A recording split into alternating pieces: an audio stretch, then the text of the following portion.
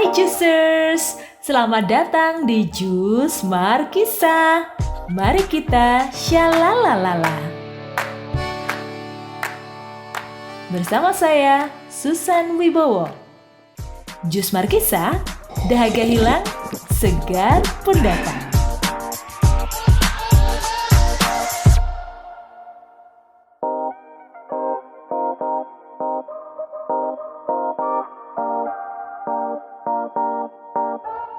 Hai Juicers, kita ketemu di episode pertama Jus Markisa.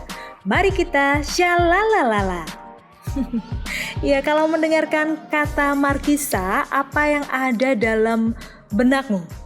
Buah hijau, kalau sudah matang warnanya kuning, yang kalau dibuat jus sangat menyegarkan. Iya, benar sekali. Emang tujuannya dari Markisa ini adalah kalau kamu sudah mendengarkan podcast Markisa, maka beban hidupmu yang tampak seabrek, bikin hidup berat itu akan lenyap, minimal berkurang ya. Karena tubuhmu akan kembali segar setelah mendengarkan cerita-cerita inspirasi dari Markisa.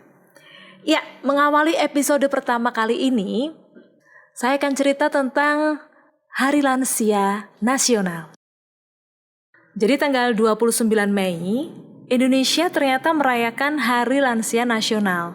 Dan tahun 2020 ini sudah kali yang ke-24 Indonesia merayakan Hari Lansia Nasional. Kenapa saya akhirnya jadi tahu ya kalau tanggal 29 Mei itu diperingati sebagai Hari Lansia Nasional? Ini semua karena di suatu pagi saya terbangun dan cek HP, ada kiriman SMS dari bapak saya, isinya, "Selamat Hari Lansia Nasional." Tuh kan saya jadi kaget, karena bapak saya otomatis usianya lebih senior dibanding anaknya ya kan. Tapi malah bapak saya yang kirim ucapan selamat Hari Lansia untuk anaknya. Oh tidak.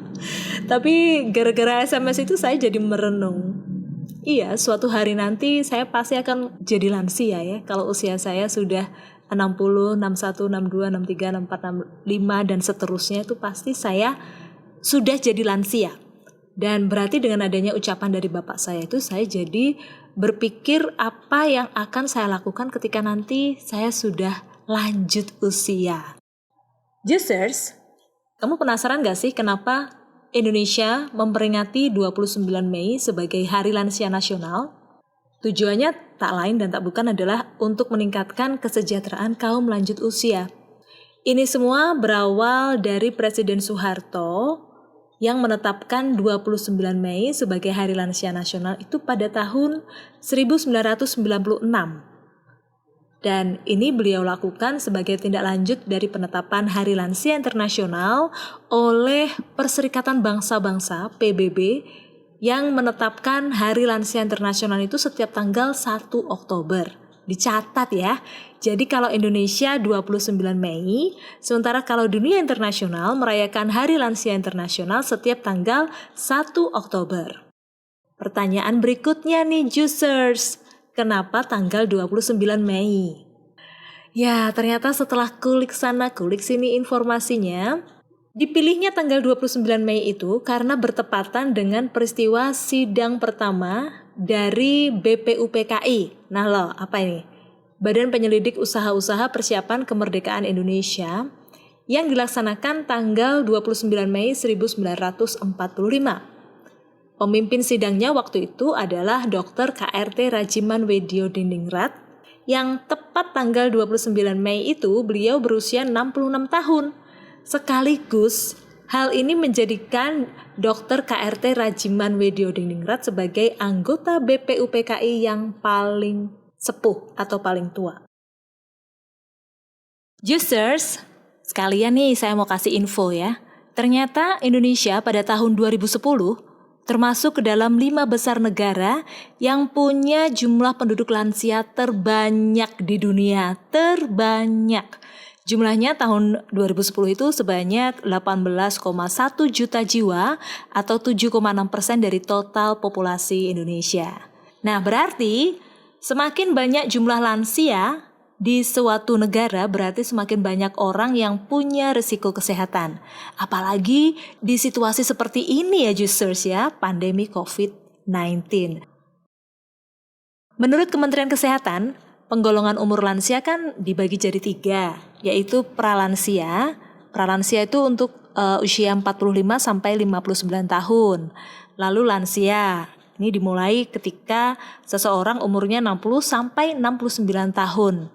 Dan yang paling tinggi itu lansia resiko tinggi, usianya lebih dari 70 tahun atau lebih dari 60 tahun dengan masalah kesehatan. Dan Juicers, sekalian nih mau kasih info ya. Pada tahun 2016, Kementerian Kesehatan mengeluarkan Peraturan Menteri Kesehatan Nomor 25 Tahun 2016 tentang Rencana Aksi Nasional Kesehatan Lanjut Usia untuk periode 2016 sampai 2019. RAN ya, namanya juga RAN, bukan nama grup band ya. Ini adalah langkah konkret yang dilaksanakan oleh pemerintah dan pemangku kepentingan secara bersama untuk meningkatkan derajat kesehatan lansia. Ngomong-ngomong soal hak-hak para lansia di masa pandemik COVID-19 ini, selain karena mereka ini yang punya risiko kematian paling tinggi, saya jadi berpikir ya, gimana nasib para lansia ketika nanti Indonesia sudah menerapkan new normal. Apakah para lansia dan keluarga yang punya lansia ini sudah mendapat pembekalan untuk survive di era new normal? Nah, kalau tidak dikasih pembekalan, ada kekhawatiran masyarakat yang rentan seperti kaum lansia ini akan cepat tumbang dan tidak dapat beradaptasi. Nah, tema Hari Lansia Nasional tahun 2020 ini adalah Negara Hadir untuk Lansia. Data proyeksi BPS tahun 2019 penduduk lansia di Indonesia sebesar 9,75% atau sekitar 27 juta jiwa. Angka ini kemungkinan akan naik ya, akan naik dari tahun ke tahun dan akan terus meningkat. Proyeksinya sampai tahun 2035 itu diperkirakan sebesar 16,77%. Sehingga dengan adanya proyeksi dari BPS ini menunjukkan kondisi demografis Indonesia sudah menuju penuaan populasi.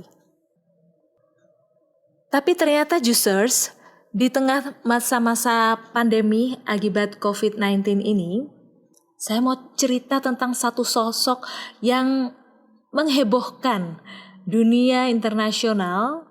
Dia ini lansia, tetapi meskipun dia lansia, dia mampu menjadi hero, mampu jadi pahlawan di masa-masa pandemik ini.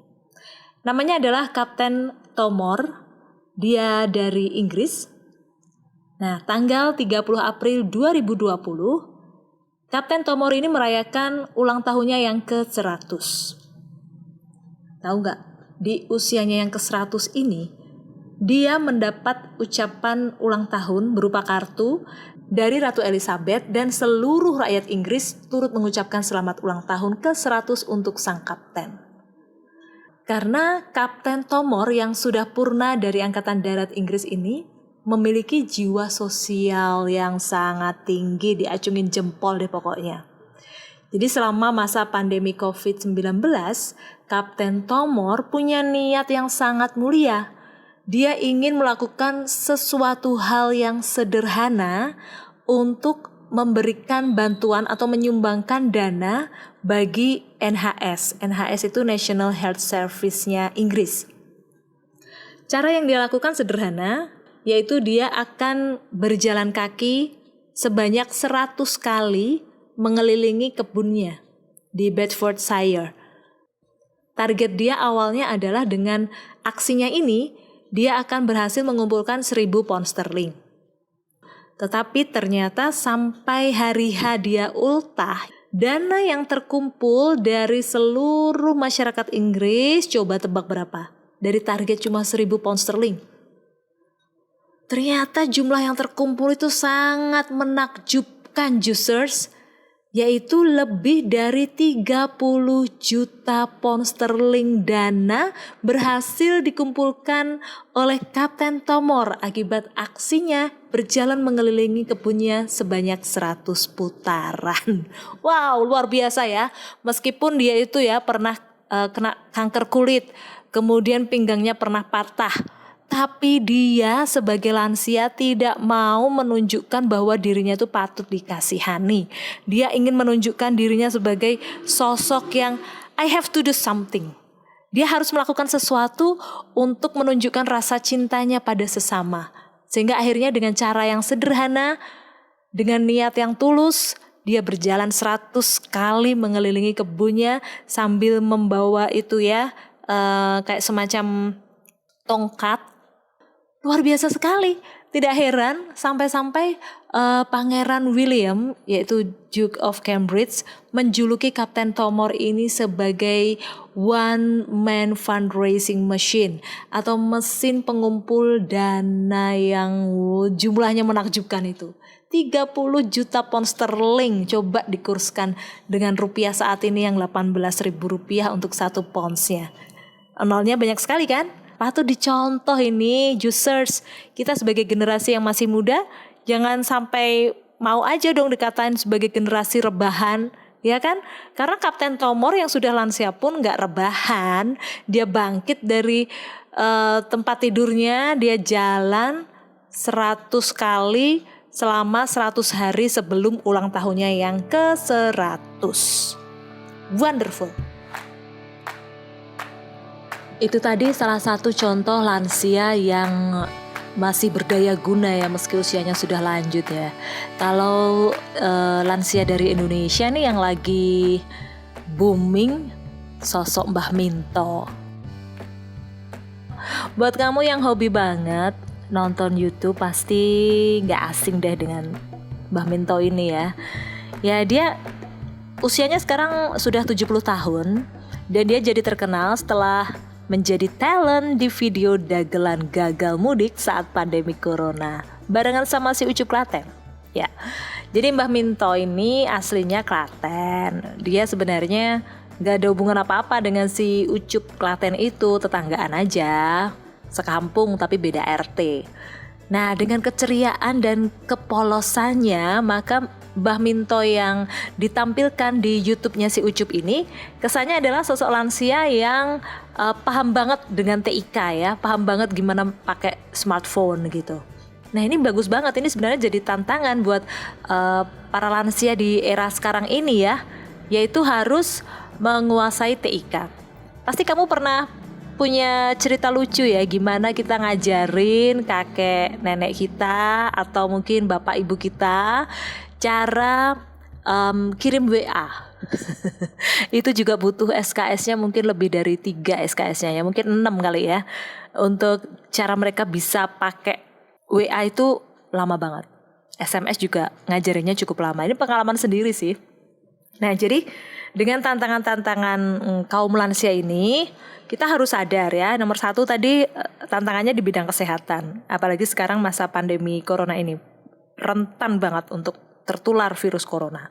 Yang kedua, dengan era kita yang semuanya era serba terkoneksi, para lansia ini harus bisa juga, saya nggak bilang menguasai ya, tapi bisa juga memanfaatkan TIK untuk memudahkan komunikasi.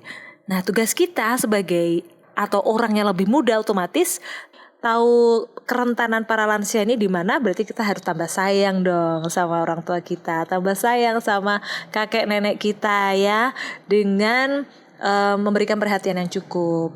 Kalau sakit segera dibawa ke dokter, terus dijaga juga kesehariannya biar gak sakit gitu.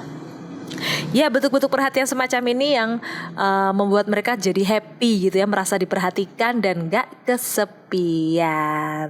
Oke, juicers.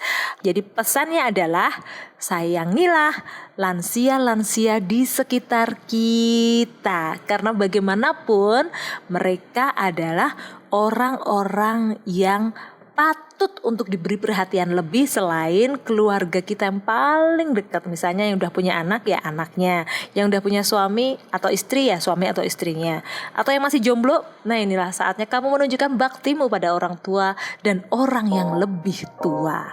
Oke, saya Susan Wibowo pamit. Bye.